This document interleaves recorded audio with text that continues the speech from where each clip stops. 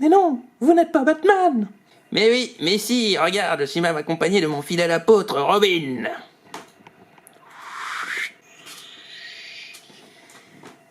Je suis Robin. Hey, salut tout le monde, ici Funky Bat Gremlins, et nous voilà pour l'unboxing de la découverte de ce Otachi de Pacific Rim. Oui, oui, oui. Alors là, les gens, on n'est pas encore tout à fait sur mon Saint Graal, mais presque. Alors, je m'explique. Le Saint Graal de la figurine. Je pense que tout collectionneur de figurines a ce que j'appelle ces Saint Graal, ces figurines très recherchées, ces figurines ultimes qu'il voudrait avoir mais qui n'arrivent pas à mettre la main dessus. Et donc moi, l'une de celles-là, c'est le Otachi de Pacific Rim, du coup, en land version, donc en version à terre, quoi. Version terrestre. Là, c'est la flight version, donc la version qui vole. Donc oui, je vous avais promis un autre unboxing avec des ailes, donc c'était lui. Et voilà, alors le Otachi, c'est pas qu'on peut pas du tout le trouver, c'est qu'on le trouve à des prix que je considère complètement craqués. C'est-à-dire dans les 400, voire 600 euros, voire 800. Si pour une NECA qui de base devait coûter, 50 ? Ouais, 50, 70, allez, peut-être, vu que c'est des grosses pièces quand même. Donc là, voilà, ce Otachi version volante, je l'ai eu pour 100. Et je considère que là, ça va. Voilà, ça a monté en prix sûrement par rapport à l'époque, mais je trouve ça encore abordable. On va dire avec la montée des prix de nos jours, on s'y retrouve, quoi. Et donc voilà, je préfère effectivement dans le film aussi la version terrestre de Otachi, mais Otachi c'est mon kaiju préféré du film, quoi, merde. Et donc voilà, là il y avait la version volante qui se présentait à un prix que je considère abordable, ou correct on va dire. Alors qu'on est face du coup à une figurine qui devient aussi de plus en plus rare. Donc ça commence à faire un moment que c'est sorti, Pacific Rim. Et donc voilà, bon, là, déjà on a une bonne grosse boîte. Elle est bien énorme. Donc elle a pris des coups là. Elle était encore scellée. Normalement, elle n'a jamais été ouverte. Ça a l'air d'être le cas. Je sais que vous voyez rien à l'intérieur pour l'instant, mais je ne vois pas l'étendue non plus de la chose. Après, la pub prend des couches. Ça. Oui. Là, on est sur une figurine qui est dans sa boîte depuis je ne sais combien d'années, quoi. Parce que c'est pas marqué quelque part. 2015, bah voilà. Ok, le copyright date de 2015, quoi. Bon, bah écoutez. Je sais qu'on va en faire crier certains, mais moi, je suis là pour la sortir de sa boîte. Et jouer avec et faire des magnifiques figurines ou photos ou vidéos avec son pote le Bat Gremlins. Décidément, je n'arriverai jamais à dire correctement son nom.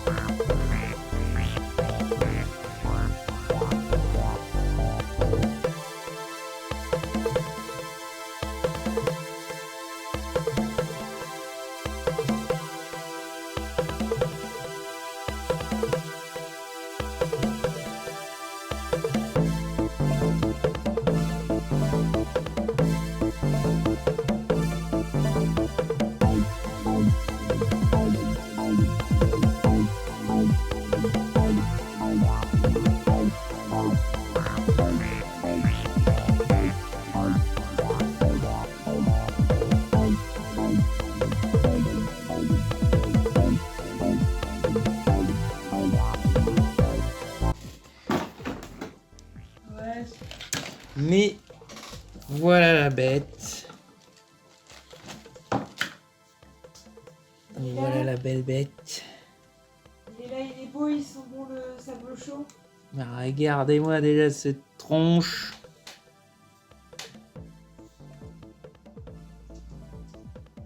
Regardez-moi cette magnifique bouée.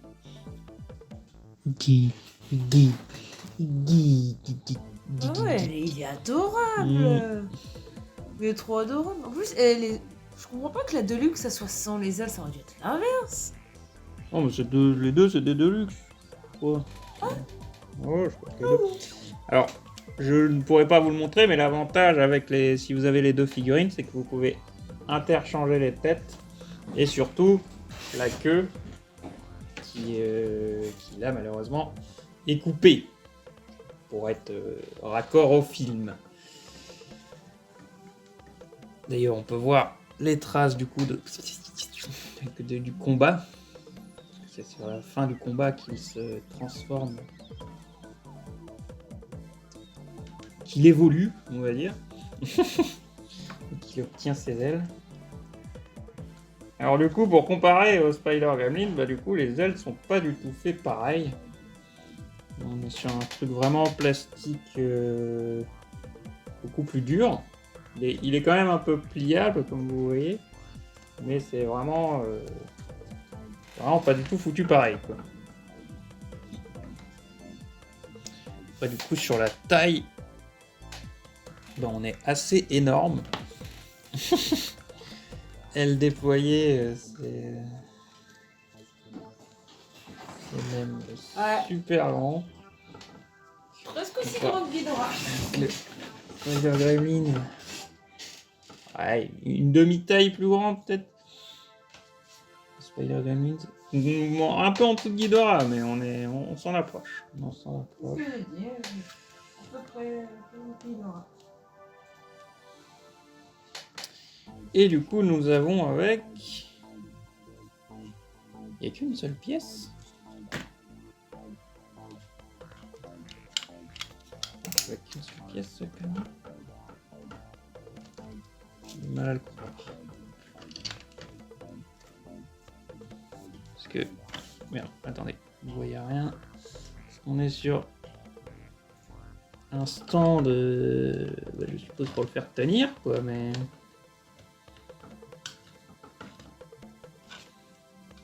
Pas l'inverse. L'inverse n'aurait aucun sens. Comme ça.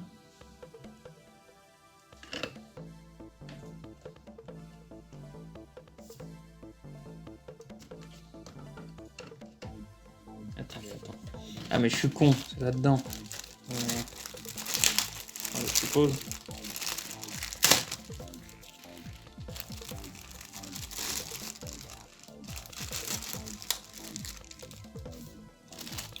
Ça, c'est son seconde langue.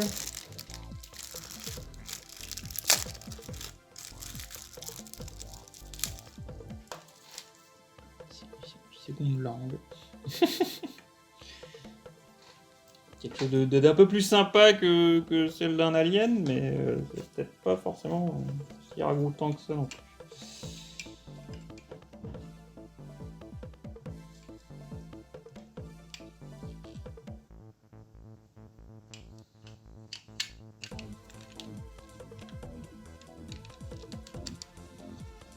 Ok.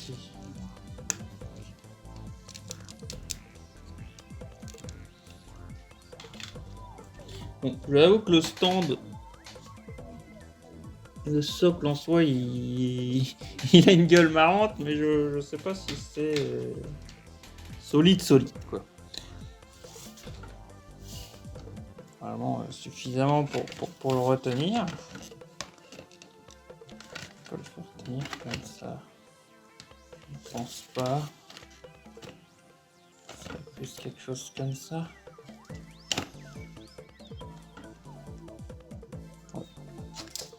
Contrôler débile.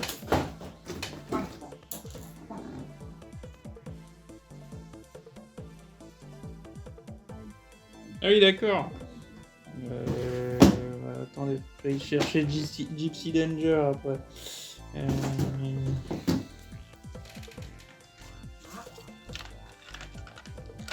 Bon, attends, Spider Gremlin, pousse-toi. Tu vas tomber. Je recule le zoom pour vous. Parce que la bête est totalement énorme. Alors, si on met les pieds un peu plus comme ça. Ah, voilà. Là, il tient. Gros. Là, il tient. Tiens. Il tient. Plus ou moins.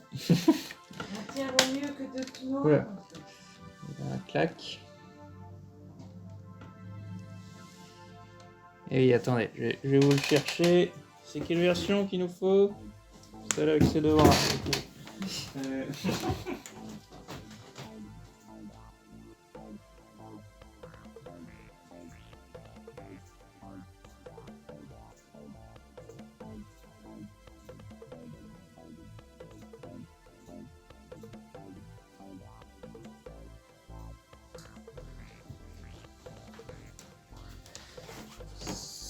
Ça, alors, on va chercher Monsieur Gypsy Danger.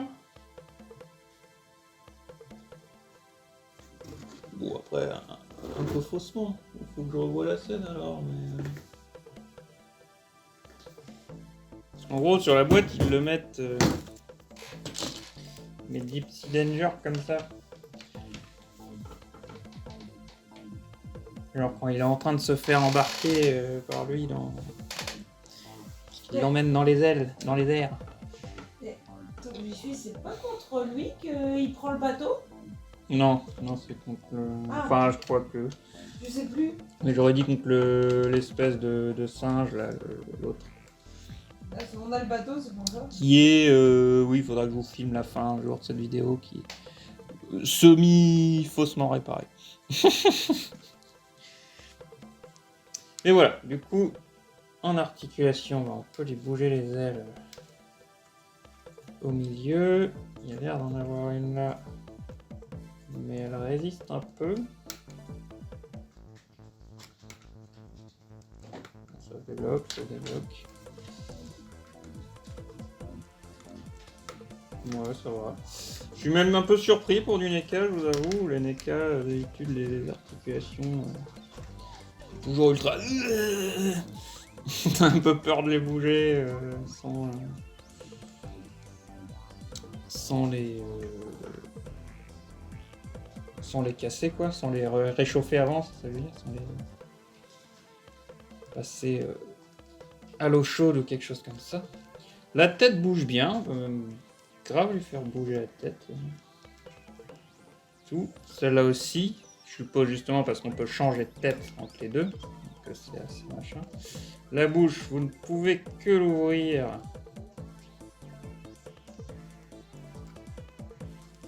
On est censé aller plus loin. Parce que on est censé pouvoir aller plus loin. Mais je trouve que ça me résiste un peu. Pour le coup.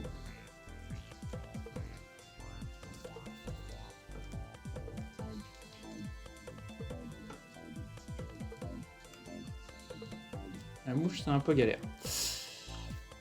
Alors là, le manque de queue va faire que la figurine n'est absolument pas équilibrée. Mais c'est censé voler d'un côté. Et je pense que... Ah oui, les mains, on peut un peu les bouger. Pas doigt par doigt non plus, mais machin. Ah oui, je voulais voir ça du coup. Ça, je peux lui enlever du coup. Comment ça marche?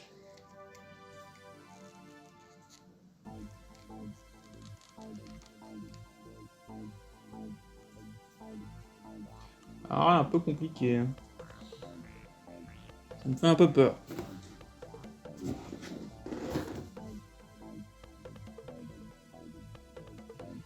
J'avoue que sur une figurine aussi rare, je n'ose pas trop. Mais on est censé pouvoir lui mettre son autre langue. Juste que je comprends pas comment on la sort. Mais bon, on est censé pouvoir lui mettre ça quoi. Regarde.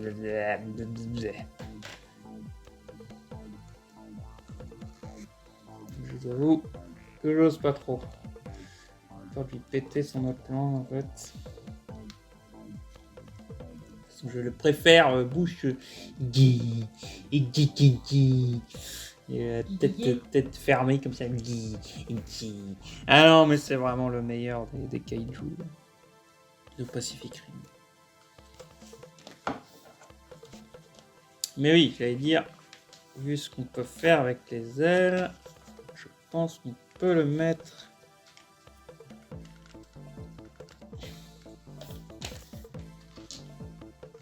Ce qu'on ne peut pas faire avec Ghidorah, justement. C'est-à-dire le mettre... voilà, comme s'il était à terre. Plus ou moins, hein, bien sûr. Et là, on dirait que je suis en train de le faire s'agenouiller devant Godzilla, là, comme Rodan.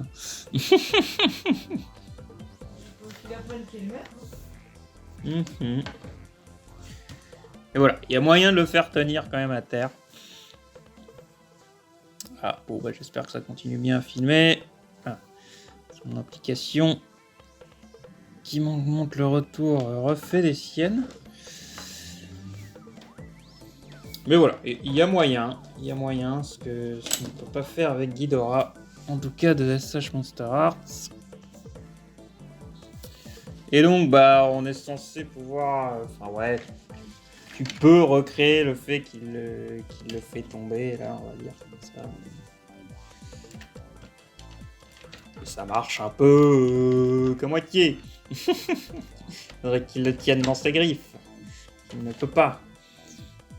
Je ne pense pas qu'on puisse. C'est vrai qu'au niveau des pieds, j'ai pas montré les articulations. On en a une là. On en a une en dessous. Les jambes. Vous pouvez pas les écarter, mais vous pouvez les. Quand même pas mal les remonter. Pareil de l'autre côté. Ah, quand même, c'est une belle bête. Hein. C'est une belle pièce aussi. On va être honnête, ça. Elle est grande, quoi. Otachi est grande. Je sais pas si on l'a dit au féminin, mais ça, ce sera au féminin.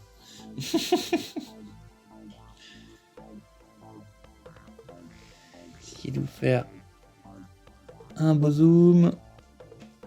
Guy. Regardez-moi cette gueule de porte-bonheur. Il y a un peu de sang en plus au niveau de la bouche. On pourrait faire un Predator.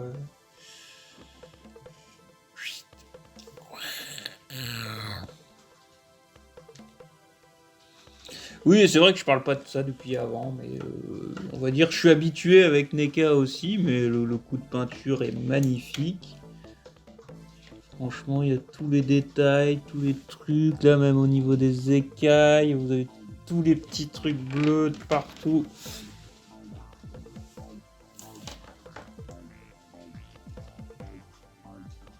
Ah non, elle est magnifique. Donc je ne regrette absolument pas mon achat.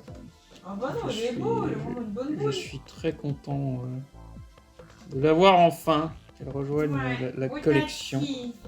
Nous avons Otachi. Même si, comme dit, ce n'est pas le Saint Graal, au moins j'ai Otachi. J'ai un Otachi. Je suis déjà très content. Avec Gypsy en dessous qui fait ah, secours. Bon, vous le voyez plus là, mais. Ah non, c'est une belle bête, une très belle bête. Et je pense que je peux même dire que je pense que c'est une des plus belles de notre collection. Je la trouve vraiment magnifique. Ah non, même le coup de peinture au niveau des dents. Bon, là, on voit que le bleu est un peu tombé dessus, mais d'un côté, c'est un peu du sang, donc ça se tiendrait d'avoir du machin. Non, franchement, chapeau. Elle est belle. Le seul truc qui est peut-être un peu... qui peut peut-être faire un poil cheap. C'est là les coups d'épée sur le... Et encore, finalement, il y a la trace. Je vais dire, c'est juste un coup de peinture bleu, machin, mais finalement, t'as vraiment un truc taillé dedans. Donc après, bon, c'est le sort des kaiju qui fait un peu bizarre. Mais voilà, s'il y a un point où je trouve que c'est pas forcément génial, c'est peut-être là, au niveau du torse. Mais voilà.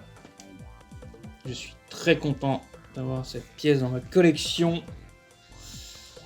Ça me donne encore plus envie d'un jour trouver la LAN version, parce qu'elle va être tout aussi magnifique. Mais voilà, c'est vraiment une méga pièce, elle est vraiment énorme. Elle est magnifique. Non, on a l'habitude.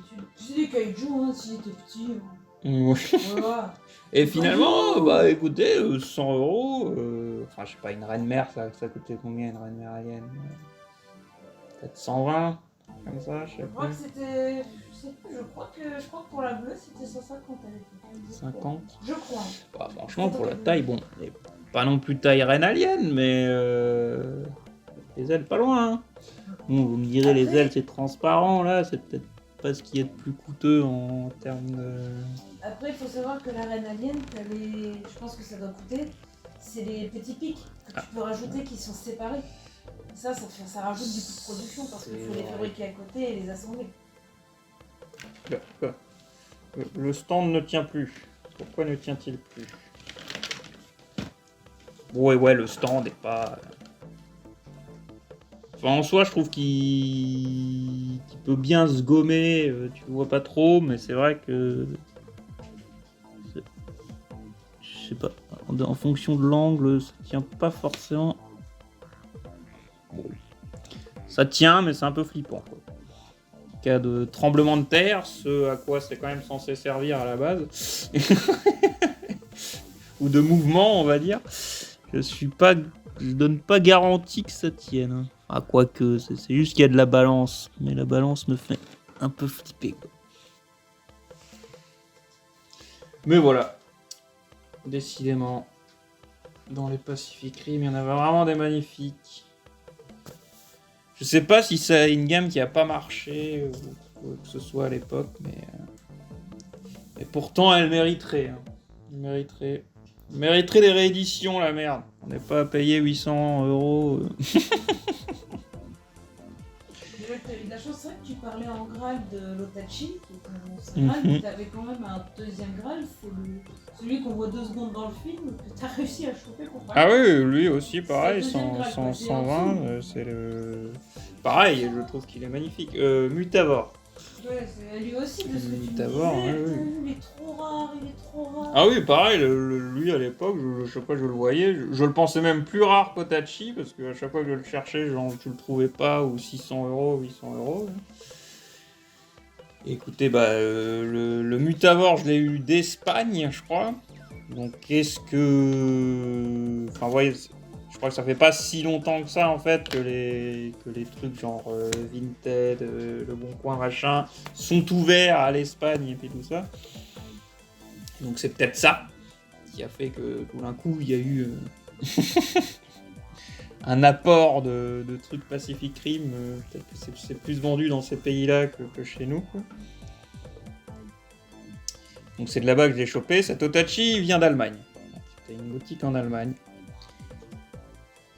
qui le vendait. Bah voilà, que je trouve. Bon, bref, cette vidéo est déjà beaucoup trop longue. Mais j'espère néanmoins qu'elle vous aura plu. Comme dit la langue, je vais pas essayer de la changer, ça me fait flipper. Et tant pis. Ça me va. Je ferai pas tirer son truc, ou alors faut que je la chauffe. Un truc, mais tant pis. Ah, Yeah. il a déjà une belle bouille comme ça. Ouais, il est déjà magnifique comme ça, franchement. Non, vraiment magnifique. Absolument pas déçu. Bien au contraire. Émerveillé. Bah voilà. J'espère que cette vidéo vous aura plu. N'hésitez pas à laisser un j'aime, ainsi qu'un commentaire, ainsi qu'à partager cette vidéo pour soutenir. C'est vous qui pouvez m'aider à faire vivre cette chaîne, et à faire découvrir à d'autres passionnés de la figurine, d'autres passionnés de kaiju. Transmettez la passion des kaiju et des figurines dans les commentaires et autour de vous. Et je vous retrouve bientôt dans une prochaine vidéo. Allez, ciao tout le monde!